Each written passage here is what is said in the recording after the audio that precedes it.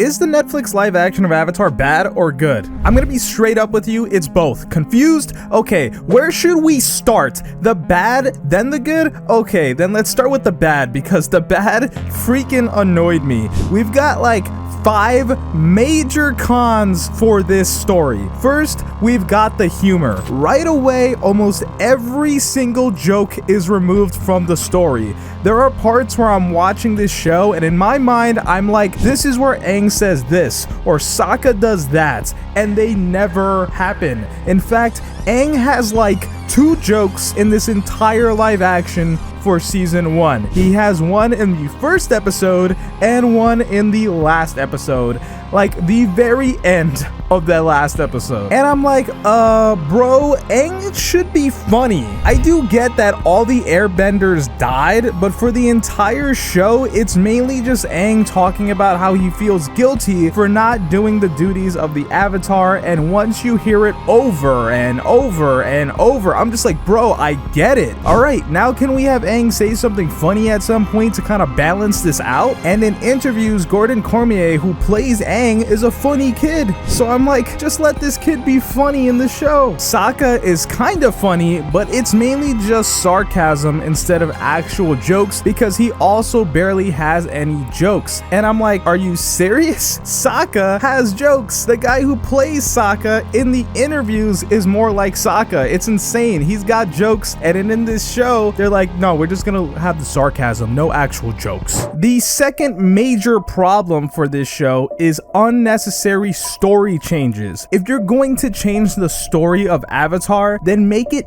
better. Don't make changes that make it worse. It starts in episode 1, where in my opinion, they ruined the way Aang finds out he's the Avatar. In the cartoon, they fully explain how they tested Aang and found out who he was. The airbending masters had a ton of toys for Aang to choose as a child, but he specifically chose every toy that belonged to a previous Avatar. Then later on, he overhears the conversation they have with Gyatso, and they're going to send him away. So Aang runs away being super distraught, and that's where he ends up being frozen for 100 years. And Gyatso's last words are, "Aang, I won't let them take you away."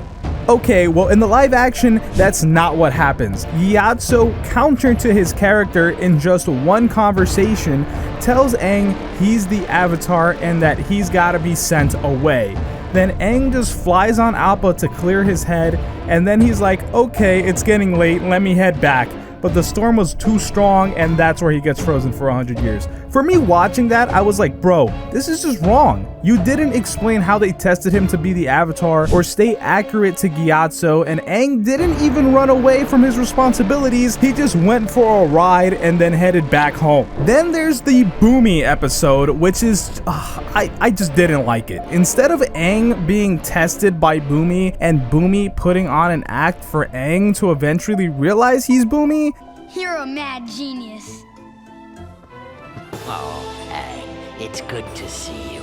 You haven't changed a bit. Nah, let's just get rid of that. Boomy and Aang realize who they are immediately, making the rest of the story just a destruction of Boomy's character. Aang doesn't go through any of the tests from the cartoon and instead is just used for Boomy to commit suicide, where he literally wants Aang to kill him, until Katara and Sokka step in to stop it, and then Boomy says Aang cheated. Then instead of the flashback where Boomy is a kid and talks about how he sees more than just what others see, and he sees more possibilities with the city, like the world's greatest super slide. Nah, let's do a scene that doesn't show how he has intellect beyond him being a bit crazy. Instead, let's show him doing a bad job at making a sculpture out of clay and then laughing, because that's so much better of a scene, right? And we've got stuff like this in every episode. Remember the panda spirit episode? Well, that spirit basically makes a cameo in his own episode and never reverts back to being a panda. It's like they just forgot what episode this was supposed to be, and they just made it about getting Sokka and Katara from Ko the face stealer, who apparently doesn't steal faces based on emotion like in the cartoon. He just grabs people to be eaten, but also still stole faces in the past. It was just a completely different thing. Roku, oh my gosh, has nothing to do here. Roku in the cartoon developed a good relationship with Aang, but here, no, he's just a goofball who appears for one scene and took basically nothing serious except for not wanting to help with Ko the face stealer. Like, yeah, let's just remove the entirety of Roku's story here, because that must be so much better for adapting this. I could go on and on about this, the changes they just didn't need to make, but let's move on. Next, the love stories. In this show, they are done terribly. Sokka and Suki had their story just destroyed. The story from the cartoon is 99% removed and replaced with Suki just eye-raping Sokka. She can't stop staring at him and stalking him wherever he goes, and Sokka even says that she should think about wearing a bell. He makes this joke like multiple times. He's even changing his clothes in one scene and she's watching him from behind, and he covers up his body realizing that she's just right there eyeing him down. In the cartoon, Sokka was egotistical and had to be humbled, and Suki helps humble him where he asks her to teach him. Yet here, there's no lesson learned by Sokka at all. Instead, throughout the show, they keep making him insecure about himself. Suki dismisses the woman she's training in one scene so she can basically seduce Sokka by training him and finally kiss the guy.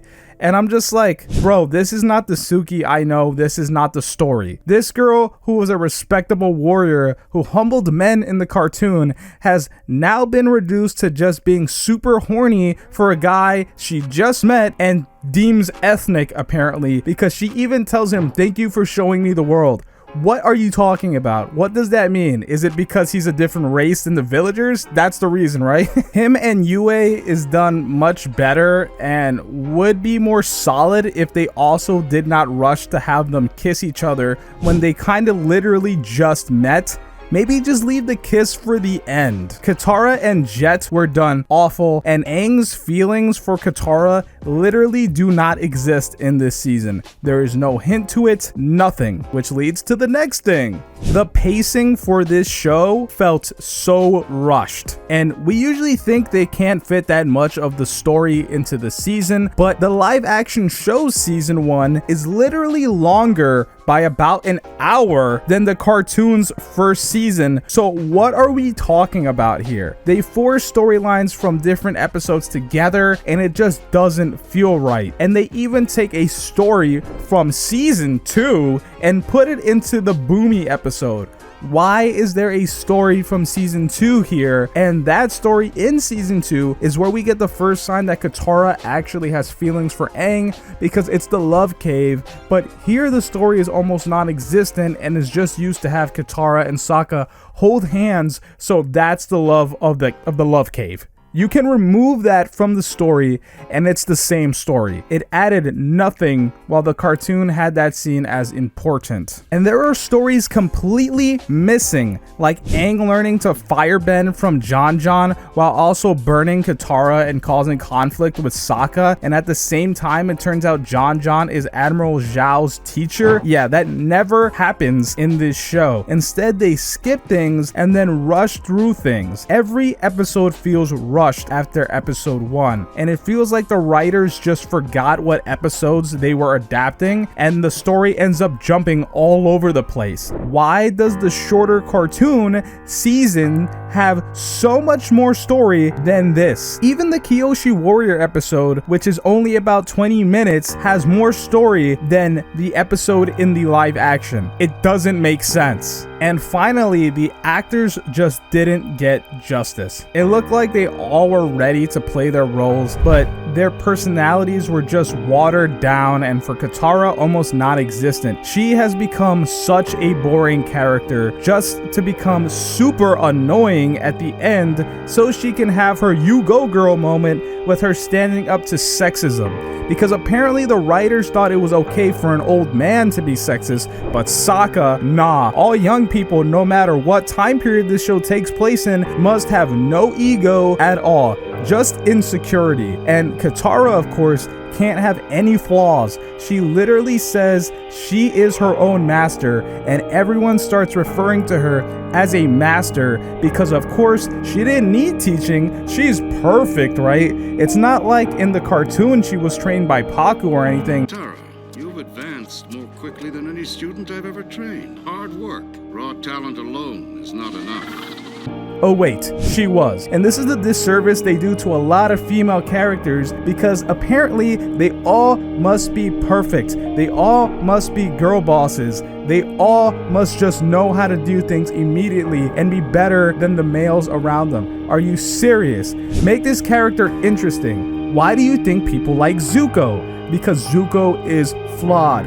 Him being flawed does not make him lesser of a man, and Katara being flawed would not make her lesser of a woman. Now you may be asking, okay, so what's the good stuff? Well, the visuals are decent for a TV show. The character designs are pretty perfect. I looked at all these characters and I was like, yep, that's the character from the cartoon. They look just like that character. And the casting was very well. I just wish the writers gave the actors better stuff to work with, and the Fire Nation content was pretty well done, especially anything that had Zuko and Iroh in it. Zuko and Iroh really carried this show. They were just perfect, man. They were so close to what you would envision these characters to come into live action would be, and they even add stuff with these characters to kind of get you more involved with their dynamic and their relationship as uncle and nephew, and why Iroh even decided to be with him on his journey, and I liked that stuff. I'd say I'm mixed on this show, but would like it to continue, but done better with the writing and letting the actors actually portray the characters better. This is a solid 6 out of 10 for me, which is much better than the negative 100 out of 10 the previous live action has. So my enjoyment for the show was above my annoyance with the show, yet boy, we gotta have these problems not carry over to season 2, because of course if you were taking a test and you got a 60, that's still not passing, even though you got more right than wrong. Wow. So, but for me, 6 out of 10. I don't think it deserves a 7 out of 10, but of course I would like it to continue, and that's that.